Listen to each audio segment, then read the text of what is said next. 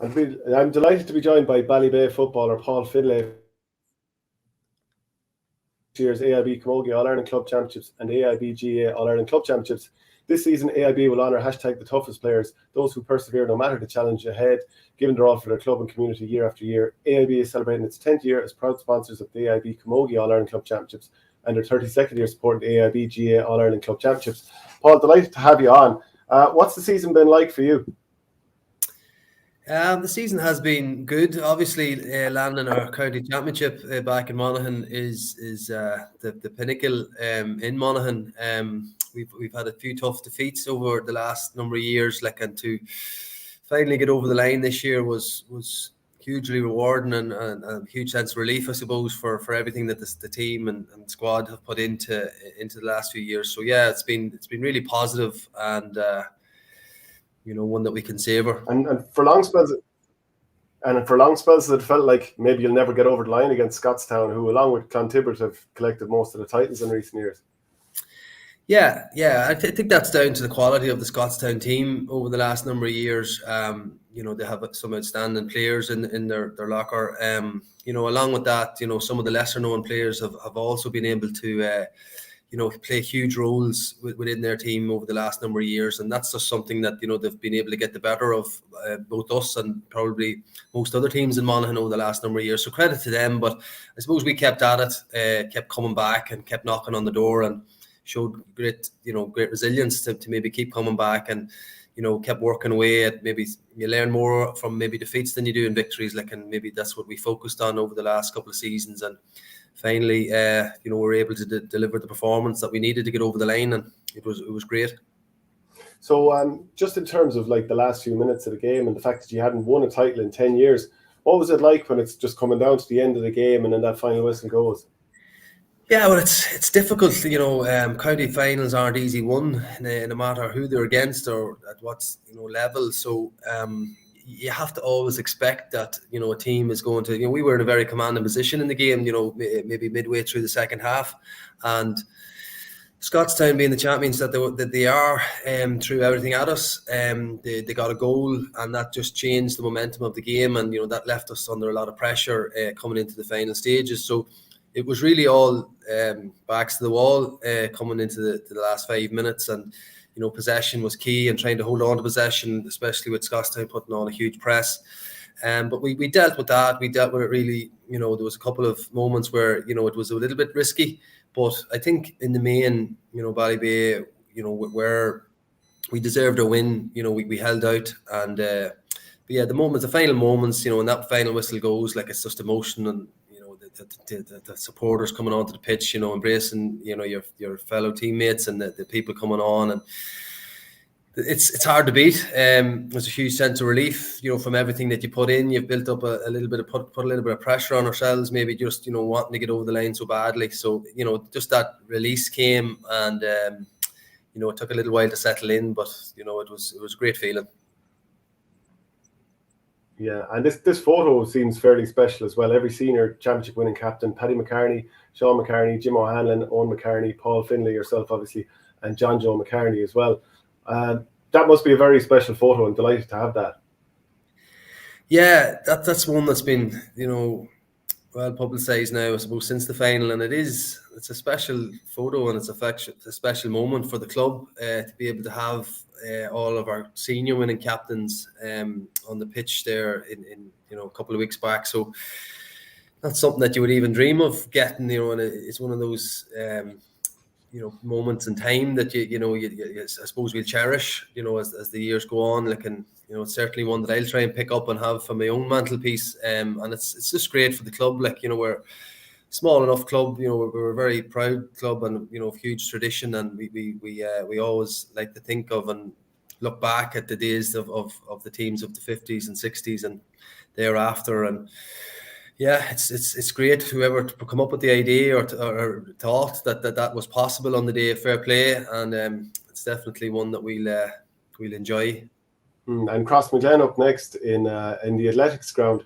You've obviously been around the grounds over the years, had a long career with Monaghan. Is it exciting to get back in a stage and even playing in a ground in a different county again?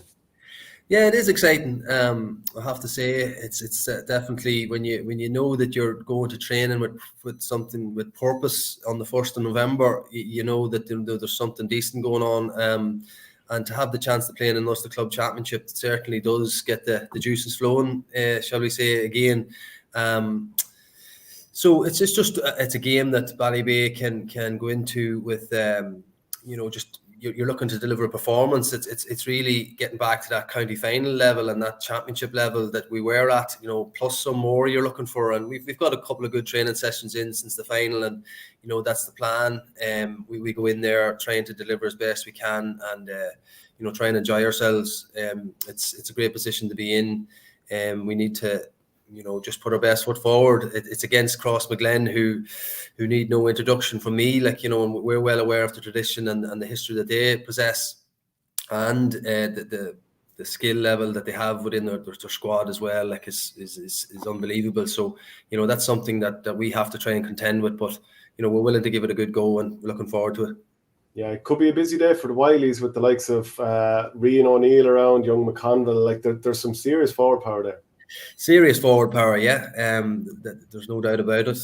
But in the Wileys, in a few other guys that we have in our team, we believe in ourselves. We know that we can get to a good level of performance, but each day you have to bring that at a high level. You certainly will need a high level of performance come Ulster Club Championship, and as I say, against a cross team that are hugely high on confidence and momentum on their side, tradition, etc. They're really at home in this competition. So that's the challenge that awaits us, and but we're certainly willing to give it a good go. Yeah, I think in 2012 when you got through, was it you came up short against Kilcoo? You, the Wileys, Christopher McGuinness, Thomas Kerr, Shane McQuillan, all played. So you actually do have a decent bit of experience at this stage of the competition. Yeah, no, there's great experience. And it's testament to the group that we have, that we've stayed at it for that the last decade. Just trying to knock in another championship for the club, and we're always willing to come back and play as best we can. Try to help the group. The younger fellas that's coming into the squad. We're all together. We're a small club. We're a small knit community. We all know each other very well. So that all helps. And we certainly we're confident in what we can do ourselves. But there's still a huge challenge there, and it's an arena that we haven't been at. For a long time, so we're probably going into the unknown a little bit, but that's something that we're trying to prepare for. And as I say, all you can do is try and deliver a high performance or a good level of performance, and that's all we can really control, and that's what we'll be trying to do. Yeah, and no doubt you wouldn't be looking past that fixture, but it is just for the rest of us looking on. You could play Kilcoo next, and one of your joint managers, Jerome Johnson, is a Kilcoo native. So I'd say he's kind of even worried about that happening. It's probably in his head somewhere, but probably not like the rest of the squad. I know it's a cliche, but you can't look past it. But it is a possibility, of course it is. It'll be an interesting one. Put it this way, it'll be a good place for Ballybay to be in if that comes to pass. And maybe Saturday evening after the game. If that's something that we're looking forward to. So be it. It's one that Jerome is going to have to deal with, and no better man to do that. But it's par for the course, I suppose, when you go outside your county into management. But look, as I say, it'll be a good thing for Ballybay if that comes to pass. And you retired from Monaghan duties in, was it 2016? Correct. Yeah, 2016. Yeah. So, and I think you were give or take 33 at that stage. Yeah. He's still there, Paul? Sorry, broke for a second. You were give or take 33 at that stage? Yeah, 33 in 2016, and I suppose the time was right. The writing was on the wall, if you like. Some people would say, maybe I could have went again, but I was very comfortable with that decision at the time. I had a 14 years, continuous with Monaghan. Really, really happy and sort of grateful for those 14 years. You could have slogged on for another year, maybe made the squad and all the rest. But look, the time was right for me, and I was quite happy with my decision at the time, and I would still be of the same opinion. Yeah, and what would have been like the high point Ulster titles in 2013 and 15. Beyond that, is there any high points that kind of stand out to you at Monaghan? Yeah, so the couple of Ulster title winning teams, like, you know, were brilliant. Like, I guess 2007 stands out as a big moment in my career, like where we brought Kerry, you know, who were eventual All Ireland winners of that year, to in the quarter final. We were really in a good position going into the closing stages of the game. Like, and I suppose that was the Monaghan team in my prime years. Like, you know, we really had a strong team, and we delivered a good performance on that day. Like, and it could have been you know, much better had we just been able to close the game out. But, you know, we were playing against the Kerry side that, as I say, were full of, you know, the Shea brothers, you know, Paul Galvin, Declan O'Sullivan, guys like this. Like, so they had huge quality. But we brought them to the brink, if you like. It really went down to the closing stages, and they just pipped us by a point or two. So that probably stands out as the biggest near miss, but yet the most enjoyable. You know, the stadium, you know, happened to be quite full come the end of the game. I think Waterford and Limerick were coming on behind us, like, so it felt like, you know, nearly half the stadium or more was rooting for Monaghan, like, and it was a special day, but one that just got away from us in the end. But certainly stands out for me. And in 2013, the fact that it was the first Ulster title in 25 years, that must have been unbelievable, the outpouring. Yeah. Again, just the emotional sort of element of it. You know, we had sacrificed so much. You know, with myself, Owen Lennon, who was captain of that team, Dick Clark, and Vinnie Corey, who's our current manager, Tommy Freeman. You know, numerous other guys that had been around the scene for a long number of years. Just to finally get over the line was brilliant, absolutely huge. And yeah, that came towards the end of my inter-county career, if you like, but it was certainly worth waiting for.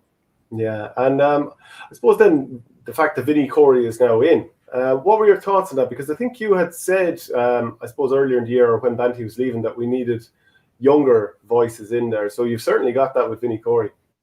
Yeah, well, I think my words were, you know, we needed something, you know, a management team that could look towards maybe a more long-term plan rather than something, you know, not that any management team would come in with just a short-term plan of 1 year. Like, you don't get that, but I think getting a Monaghan man in the job is good.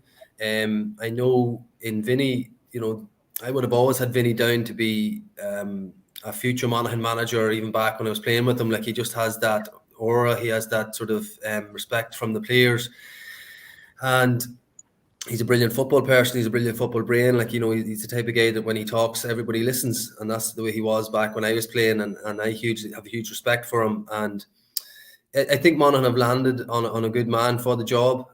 He's got a good team of guys around him, and his brother Martin, who has some experience at this level, you know, in Cavan, and was hugely respected over there. And then Dermot McCardle and Gabriel Bannigan are you know, two other great football people that we know well within Monaghan circles. So I think all in all, it's just a good management team. It's a good fit. Is it a couple of years earlier than Vinnie would have liked it? Possibly. But, you know, from a Monaghan perspective, we've certainly landed on a good person for the role, and we'll certainly all get behind him. Absolutely. Well, look, brilliant stuff, and best of luck against Crossmaglen this weekend. Thank you, Shane. Appreciate that.